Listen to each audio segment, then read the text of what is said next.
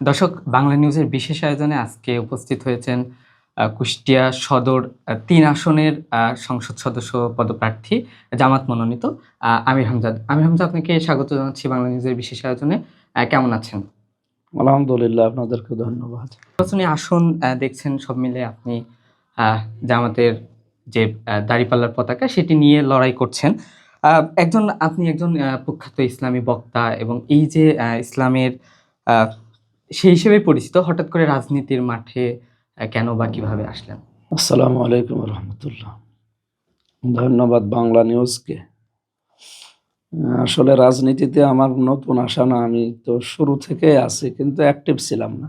আমরা ইসলামী ছাত্র শিবির থেকে শুরু করেছি, জামাত ইসলামী বাংলাদেশেও কাজ করেছি, কিন্তু সবাইকে রোকন হওয়া লাগবে ওই সময়, এই বিষয়টা পরবর্তীতে এসে উপলব্ধি হয়েছে এবং হয়েছে আমরা 2024 সালের অক্টোবরের 13 তারিখে। এরপর থেকেই তো হঠাৎ আমাদের এখানে যিনি নমিনি ছিল উনি তো শারীরিকভাবে অসুস্থ হওয়ার কারণে জামাত ইসলামী বাংলাদেশ আমাকে এখানে নমিনি বানিয়েছে।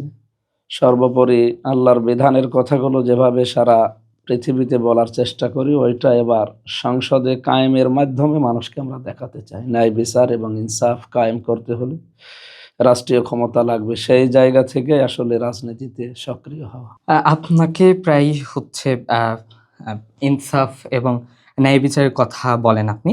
সংসদ সদস্য নির্বাচিত হলে প্রচলিত যে রাজনীতির কোনো পরিবর্তন আপনি করবেন বা এই বিষয়ে আপনার পরিকল্পনা আসলে কি? আসলে ন্যায় বিচার কায়েমের কথা কোরআন শরীফের ভেতরে 400 জায়গার উপরে পেয়েছি আমরা, তো সেইগুলো প্রচলিত যে রাজনীতিতে গণতান্ত্রিক ধারায় এইভাবে তো সম্ভব না।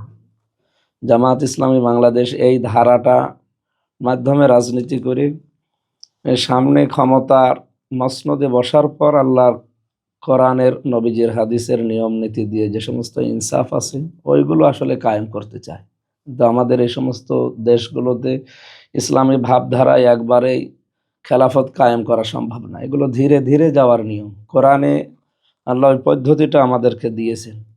সূরা বাকারায় যে মাপ চাওয়ার পদ্ধতি আমরা যে জেনেছি, রব্বানা লা তুআখিযনা ইন নাসিনা আও আখতানা, এই যে এখানে 3টা পদ্ধতি আছে। এরপরে মদের বিষয়টা আমরা জানি যে মদ হারাম একবারে হয়নি, এটাও ধাপে ধাপে প্রায় 3টা পর্যায়ে এসেছে।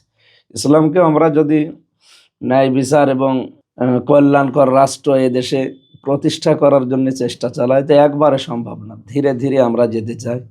প্রথমে কিছু বিষয় সংশোধনী আনা লাগবে, শিক্ষা ব্যবস্থায় পরিবর্তন নিয়ে আসা লাগবে, কর্মমুখী শিক্ষা এবং মেধার মূল্যায়ন করা লাগবে।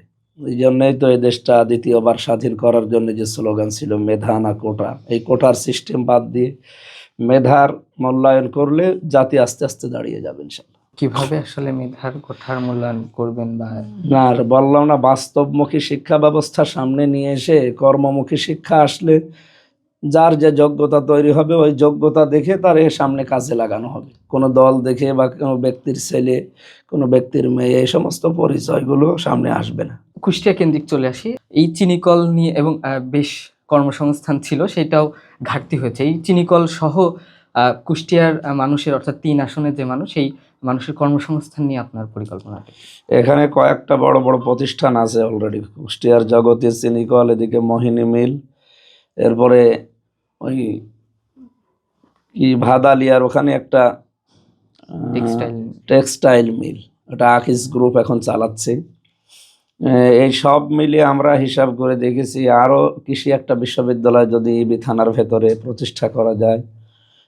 250 বেডের একটা হাসপাতাল অলরেডি অনুমোদন হয়ে আছে কুষ্টিয়ার জন্য, কিন্তু জায়গাটা তারা এখনো কনফার্ম করেনি। এটা ইবিতে হোক সদরে হোক যদি দেওয়া যায়, যেহেতু বিআরবির একটা হাসপাতাল আছে, এদিকে আমাদের সদর আছে, মেডিকেল কলেজ হয়ে গেছে, আর একটা যদি ওরকম হয় 8 দিন হাসপাতাল আছে। এই সবগুলোতে যদি চিকিৎসা একযোগে শুরু হয়, চিকিৎসার মানও বাড়বে এবং মানুষের চাপও কমবে এবং কর্মসংস্থান এই 3টা প্রতিষ্ঠান মিলে আমি হিসাব করেছি প্রায় 11-12 হাজার মানুষের বৈধভাবে কর্মসংস্থান তৈরি করা সম্ভব। আর ওগুলো রাষ্ট্রীয় ক্ষমতা পেলে আস্তে আস্তে হাত দেওয়াও সম্ভব। বিশেষ করে মোহিনী মিল আর ওই যে জগতী মিল যেটা চিনির কল, এখানে 3-4 হাজার মানুষ কাজ করতে পারবে। 700 বিঘার উপরে জমি পড়ে আছে সরকারের, মোহিনী মিলেরও বিশাল এরিয়া পড়ে আছে, এরপরে টেক্সটাইল মিলটা, সব মিলে আশা করছি এইগুলো যদি সংস্কার করা যায়, আর রাষ্ট্রীয় সম্পদ পেলে এগুলো সংস্কার করা যাবে, রাষ্ট্রীয় সাহায্য সহযোগিতা আসলে। যে প্রতিষ্ঠানগুলোর কথা বলছিলেন এগুলো কি নতুন করে পুনরায় চালু করবেন, না এই জায়গাগুলো আসলে ইউটিলাইজ করবেন? না, এইগুলো এই সংস্কারের মাধ্যমে সব জিনিসপত্র আছেই, তাহলে আরো নতুন কিছু জিনিস হয়তো নিয়ে আসা লাগবে বিভিন্ন জায়গা থেকে, দেশ বিদেশের কোনো জিনিস লাগলে, আর বাকিগুলো ওইগুলোই মানে মেরামত করার মাধ্যমে মনে হয় সম্ভব। আমি তো পুরা ভেতরে যেতে পারি না, মাঝে মাঝে যাই দেখার জন্য, ওরা ওনার ভেতরে পুরাটা যেতে দেয় না। যতটুকু বুঝেছি যে আর কিছু জিনিসপত্র ওখানে সংযোজন করলে ইনশাল্লাহ ওগুলো চালু করা সম্ভব। কুষ্টিয়া শহর অর্থাৎ কুষ্টিয়ার যে চিকিৎসা ব্যবস্থা, আশেপাশের কয়েক জেলা থেকেও মানুষ কুষ্টিয়াতে চিকিৎসা নিতে আসে। আপনি চিকিৎসার বিষয়ে কথা বলছিলেন, পাশাপাশি শিক্ষা নিয়েও কুষ্টিয়া যে প্রতিষ্ঠানগুলো আছে বাইরের জেলা থেকে কুষ্টিয়াতে আসে, এই দুইটা নিয়ে আলাদা কোনো পরিকল্পনা আছে কিনা? অর্থাৎ শিক্ষার প্রসার আমরা সামনে ঘটাবো ইনশাল্লাহ আরো বেশি। কুষ্টিয়া যেহেতু এখানে আশপাশে অন্তত 6-7টা জেলার রাজধানী বলা হয়, এটা সাংস্কৃতিক রাজধানীর নাম তো এমনিতে আছে। বাস্তবতা এখানে শিক্ষার মানটা উন্নয়ন করা দরকার, বিশেষ করে রাজশাহীর মতো, এরপরে ঢাকার মতো। স্বাস্থ্য এবং শিক্ষা এই দুই জায়গার যারা মানে শিক্ষা দেবে, যারা এই সমস্ত চিকিৎসক আর শিক্ষক যদি উন্নত মানের মানসম্মত আমরা এই দুই জায়গা থেকে নিয়ে এসে রাজশাহী আর ঢাকার মতো করতে পারি, আশা করছি কুষ্টিয়াও ওদের মতো দাঁড়িয়ে যাবে এবং আশপাশের জেলাগুলোর মানুষও এখানে এসে উপকৃত হবে। স্বাস্থ্যসেবাটার দিকে আর শিক্ষা ব্যবস্থার দিকে আমাদের মন আছে বেশি, ইনশাল্লাহ সামনে দেখব। আমরা কুষ্টিয়া মেডিকেলের কথা যদি বলি, দীর্ঘদিন ধরে দুর্নীতির কারণে কাজটা অগ্রসর হচ্ছিল না, পরবর্তী যদিও বিভিন্ন চাপে শুরু হয়েছে। তো কুষ্টিয়ার বেশ কিছু উন্নয়ন প্রকল্পে এ ধরনের দুর্নীতির খবর হরহামেশাই পাওয়া যায়, এছাড়াও চাঁদাবাজি সহ বিভিন্ন ইস্যু। এগুলো আসলে নিরসনে কি ধরনের পরিকল্পনা নিচ্ছেন বা সামনে কি করবেন?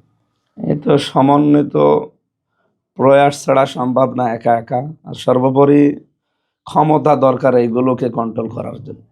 এক্সট্রিম মশার কয়েল প্ল্যান্ট ফাইবার দিয়ে তৈরি, ডেঙ্গু চিকুনগুনিয়া বাহি সহ যে কোনো মশার বিরুদ্ধে দেয় এক্সট্রিম সুরক্ষা। আমি তো প্রথমে বললাম কেন রাজনীতিতে এসেছি, এই কারণে, কারণ আমরা ওয়াজ করে এগুলো বন্ধ করা সম্ভব না। ওয়াজ নসিহতেও সাময়িক কিছু মানুষের উত্তেজনা হয়, বাস্তবে রূপ দেওয়ার জন্য যে ক্ষমতা দরকার এটা নবীরা বুঝেছিলেন। অজা আল্লি মিল্লাদুনকা সুলতানান নাসিরা, এরপরে ক্বালা রব্বি গফিরলি ওয়া হাবলি মুলকাল্লা ইয়ামবাগি লি আহাদিম মিন বাদি, এই সমস্ত আয়াতের ব্যাখ্যা বিশ্লেষণ করলে দেখা যায় নবীরা যে রাষ্ট্রীয় ক্ষমতা পেয়েছিলেন বা চেয়েছিলেন এই কারণে যে দাওয়াতি কাজ করে আসলে মানুষকে এইভাবে নিয়ে আসা যায় না। যদিও মানুষের মাইন্ড সেট আপ করা লাগে দাওয়াতি কাজের মাধ্যমে।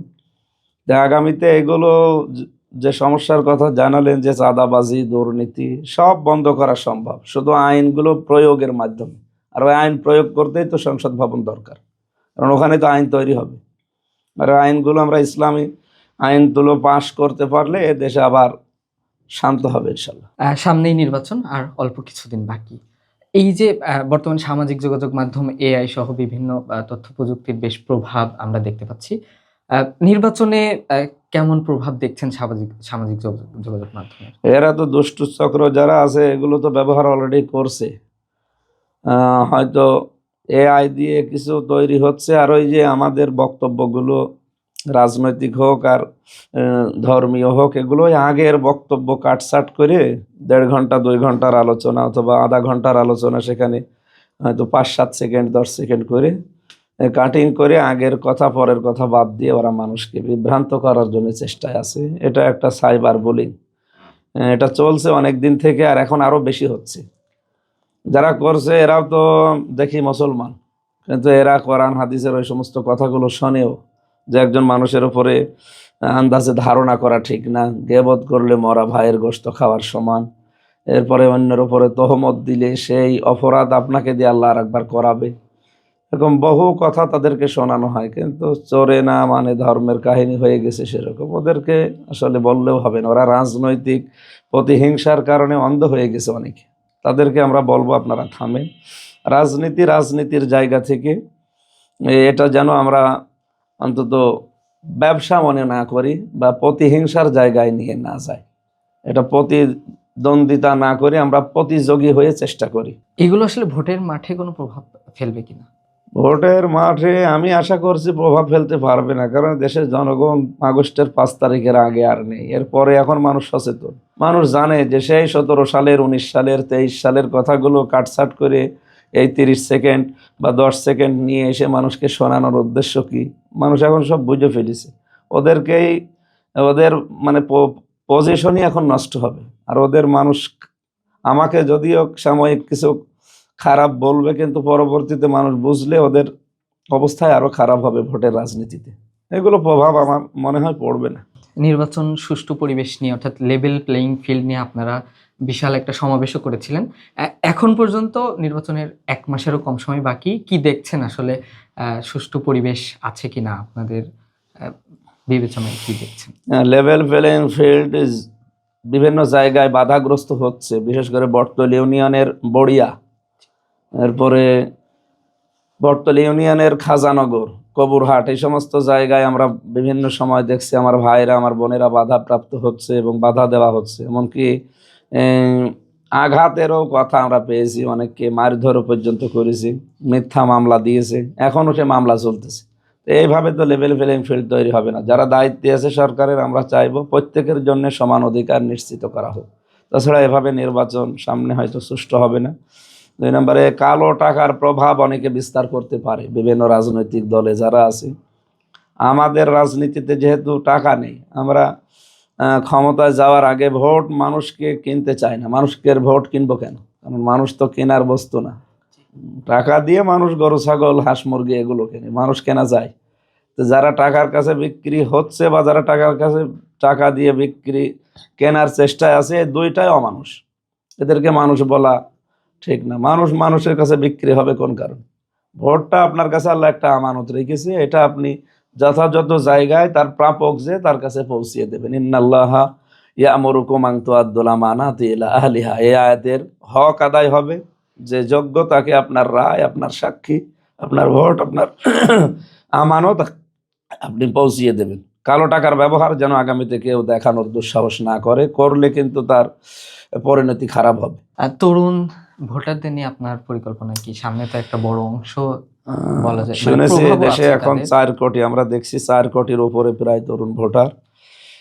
তরুণরাই যেহেতু পরিবর্তন এনে দিল আগস্টের 5 তারিখে ছাত্র জনতা সাথে নিয়ে, তাদের প্রতি আমাদের আহ্বান থাকবে, আসেন সবাই মিলে দেশটাকে দুর্নীতিমুক্ত এবং ইনসাফপূর্ণ দেশ গড়ার চেষ্টা করি। এ দেশ আমাদের সবার। যেন তরুণরা এগিয়ে আসলে এই দেশ পরিবর্তনে এবার সম্ভাবনা আরো বেশি। আমরা ওদের কর্মসংস্থান তৈরি করব। বেকার ভাতার কথা অনেকে বলছে যে বেকার ভাতার ব্যবস্থা করব না। আমরা কর্মসংস্থান তৈরি করে কাজের মাধ্যমে এই মানুষগুলোকে এই দেশের সম্পদে পরিণত করব। তরুণদেরকে চীনে যেমন করে, এরপরে আমেরিকায় যেমন করে, আমরা দেখেছি এই তরুণগুলোই তারা দেশকে এগিয়ে নিচ্ছে। চীন দেশে কিন্তু আমাদের চাইতে মানুষ অনেক বেশি, কিন্তু তাদের কাজের অভাব নেই। তাদের কাজের কর্মসংস্থানের এমন এমন বিশাল বিশাল সেক্টর তারা তৈরি করে রেখেছে।